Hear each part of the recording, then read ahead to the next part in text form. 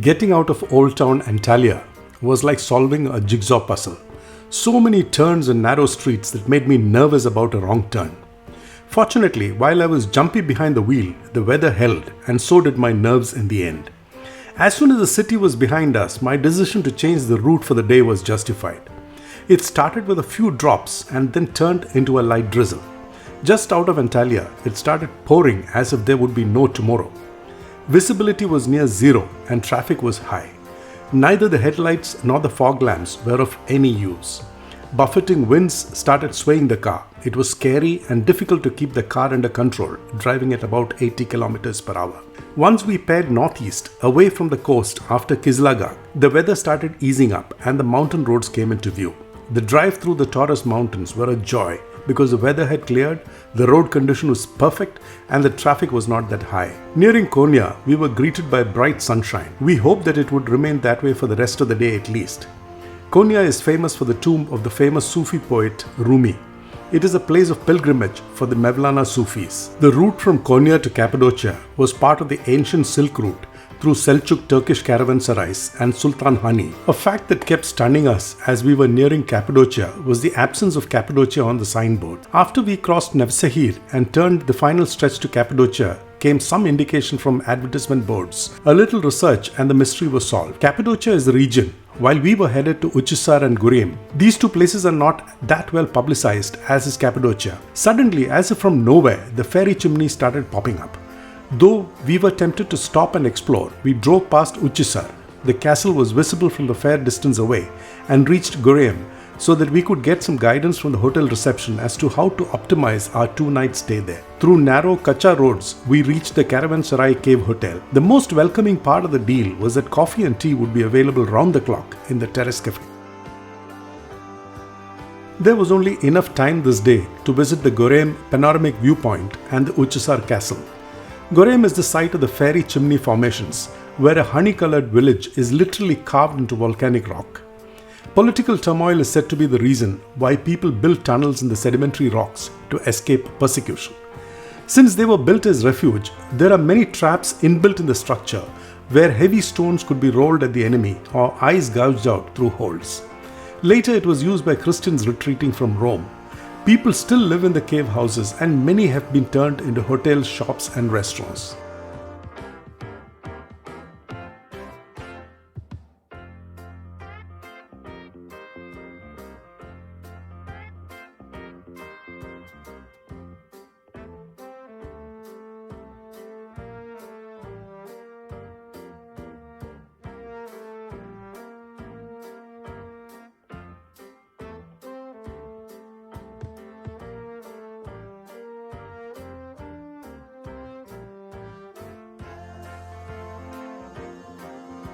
Uchisar is the highest point in Cappadocia, just 5 kilometers from Goreme. The summit of the Uchisar Castle provides a magnificent panorama of the surrounding area.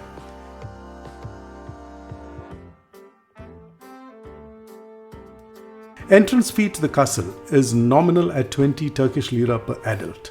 Many rooms hollowed into the rock are connected to each other with stairs, tunnels and passages. Most of the rooms located on the north side of the castle are today used as pigeon houses that farmers use to collect pigeon droppings, which is excellent natural fertilizer for orchards and vineyards.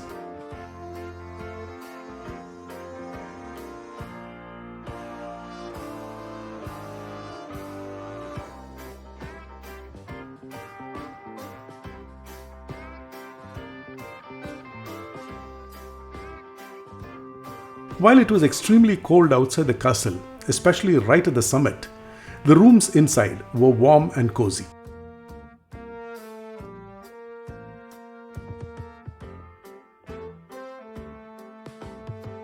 In one of the traditional Turkish restaurants in the city center of Goreme, I had kofte for dinner. Kofte is a Turkish specialty. They are meatballs served with rice, olives, potato wedges and veggies. This of course was preceded by the Efes Pilsner.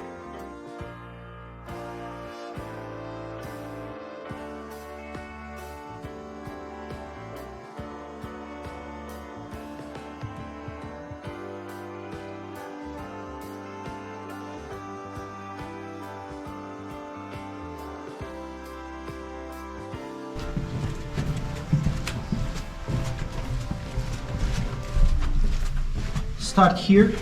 Yeah.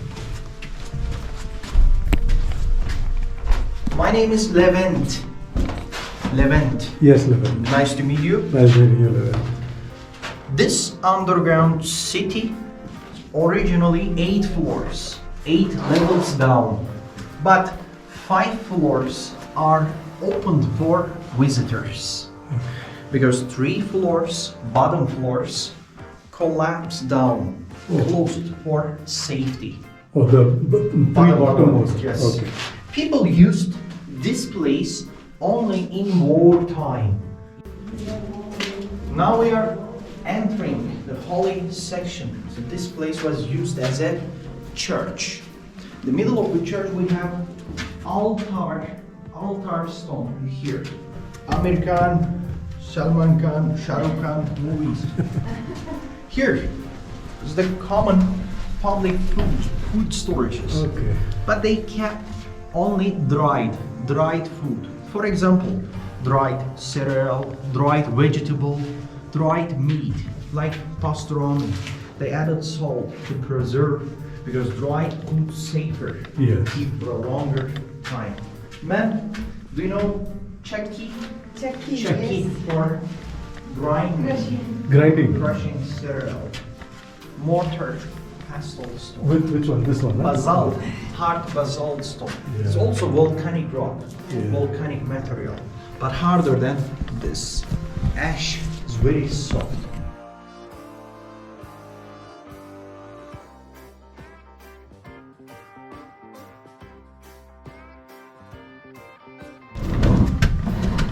Turn right, please. Turn right. Watch your steps. Are you okay, ma'am? Yeah. Slowly. Turn right. Okay, you did. This is the lowest tunnel. Other tunnels much bigger, more comfortable. Third floor, -3. 3. Yes, here was the primitive winery. They were making wine, Wine, yeah. sharab. Because red wine important for Christians. They used the mass mass, ceremony and to drink. Yeah. Why? Because wine better, safer than water. In England, in Netherlands, also Germany, Yes. people used beer to survive because water was dirty. Alcohol kills the bacteria. Because they're refining water actually. They had water well here. They use underground water, spring water. So we'll see. Look at this stone, please. Here we have big stone door. It's the 4th floor, -4. Yeah. We are on about 20 meters down. Here is another room, another chamber of a small family bedroom, private chamber. We used to sleep.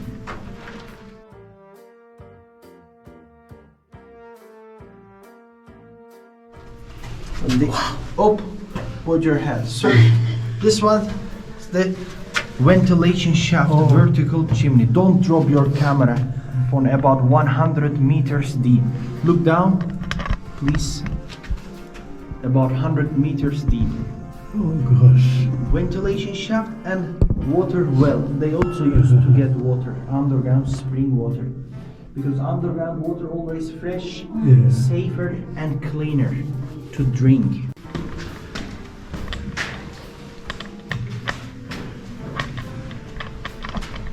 Last floor here is the deepest point, but for visitors, for us, because we have 3 more floors. Okay. One of the tunnel to the lower levels, but now It's close. it's closed for safety. We are on about 25 meters down, more or less 75 feet. On your left and right, there are private rooms. There are private chambers for families.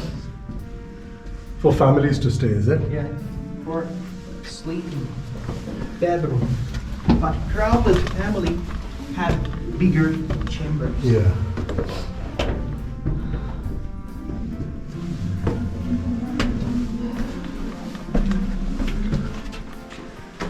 This is the biggest, the largest section of underground city.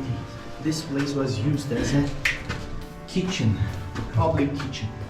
In the middle of the kitchen we have the big fireplace, primitive oven, like tandoor. They were cooking. The bottom fire smoke comes from this simple chimney. Now look at ceiling. These colors different because of smoke.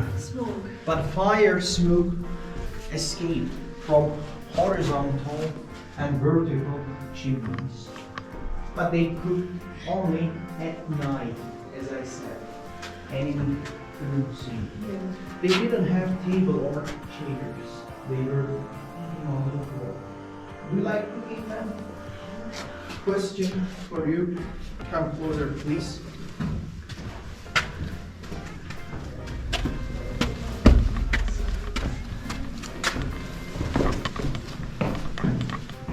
Big chamber for priests. This one. Yeah, much better, more comfortable. King size. And this room has private tunnel to escape. That's why upper floor is safer than lower level. When I was a little boy, I came here with my friends to play hide and seek. In this place? Yes, best place for local kids. Okay. But we used different tunnels to get in. About 45 minutes drive from Kaymakli is the Soganli Valley. The entrance fee is 12.5 Turkish lira per person. The valley has more than 100 rock-cut churches, connected rock-cut houses and cloisters, carved from soft tough stone between AD 19th and 13th century by Byzantine monks. Most of them have collapsed with the passage of time. Dovecotes are carved into the cliffs with entry holes marked out in white paint. They are used even now to collect pigeon excreta for use as organic manure for farming. 7 churches can be visited now. A couple of them have frescoes that depict the life of Christ, but most of them are heavily damaged and vandalized. Each church seemed to accommodate its own small community with living, praying and working areas.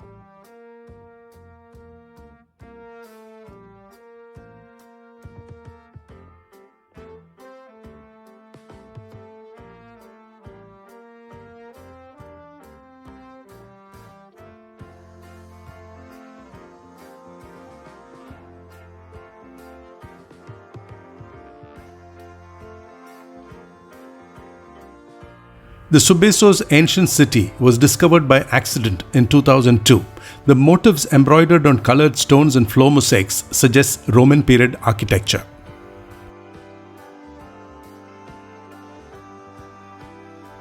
The Chamel Village was a predominantly Greek village till 1924, where a church and a mosque stood side by side. The Chamel Church was built in 1882. From the plastic chairs in front of an apse, it seemed that worship still happens in the church. The bell tower of the church is still intact. The blue column church, with its defaced fresco fragments, overlooks erstwhile Greek mansions.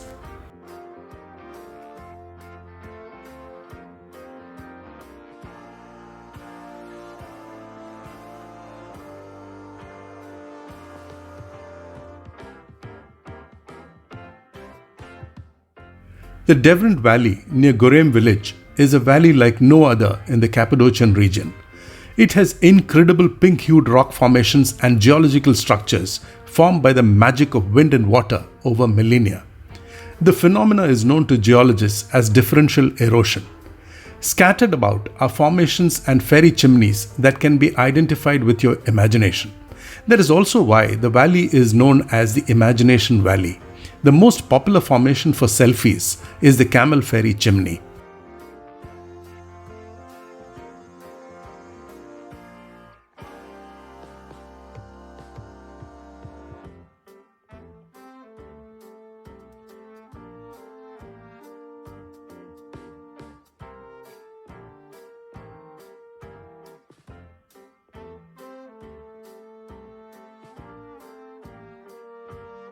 The Love Valley near Goreme is a valley with scenic penis-shaped natural formations.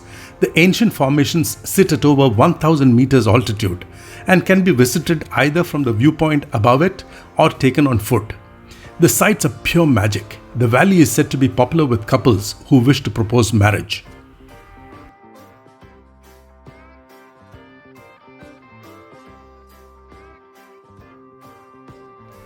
The entry fee to the Goreme Open Air Museum was steep at 100 Turkish lira per person for foreigners. The Open Air Museum is a vast monastic complex of refectories, churches, and living quarters placed side by side. The nunnery is the first building that strikes the eye as you enter the complex. There are many churches, some of them with well-preserved frescoes, which must be taken in slowly. The Buckle, Sandal, Snake, Saint Barbara, Apple, and Dark churches are worth spending time in. The Dark church allows very little light in, and hence the frescoes are in a better condition. Unfortunately, photography is not permitted in any of the churches.